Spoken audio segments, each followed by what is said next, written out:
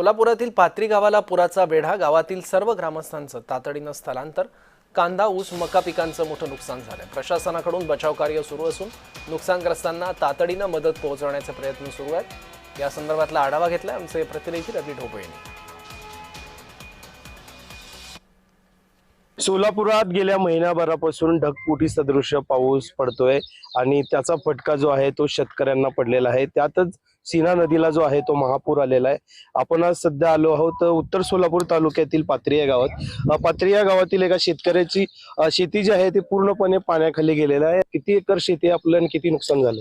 आता सध्याला माझी शेती पाण्याखाली गेली शेती 3 एकर आहे. इथं 3 एकर शेतीचं खूप मोठ्या प्रमाणात नुकसान झालेलं आहे.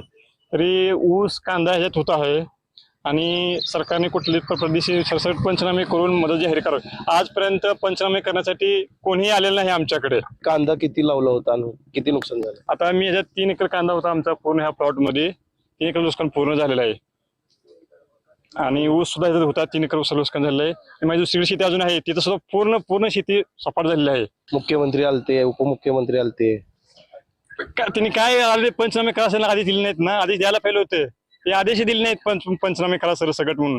आले गेले ऐकलं तर आले नाहीत ह्या सोलापूरमध्ये. मोहोळकडे काय आलं तेवढं त्या प्रमाणात तिकडे येऊन गेलेले आहेत. त्यांनी सोलापूर भागात आमच्या उत्तर सोलापूर भागात त्यांनी आलेले दिसले नाहीत ह्या खात्यात. कुठे तर मुख्यमंत्री आणि उपमुख्यमंत्री यांनी फक्त काही ठिकाणीच दौरा केला, मात्र कोणतीच शासनाकडे जे आहे पंचनामा करायचे आदेश दिले नाहीत असं येथील शेतकऱ्यांचं म्हणणं आहे. आपण पाहू शकता माझ्या पाठीमागे एक गाव आहे पात्री गाव. या गावातही पूर्ण जो आहे ते पाण्याने वेढा घातलेला आहे. त्यामुळे कुठेतरी या गावातील जवळपास 2000 लोकांची जी संख्या आहे ती स्थलांतर करण्यात आलेलं आहे. वस्तीवरती हे सर्वजण आहे ते नागरिक सध्या राहतानाचं चित्र आपल्याला पाहायला मिळत आहे.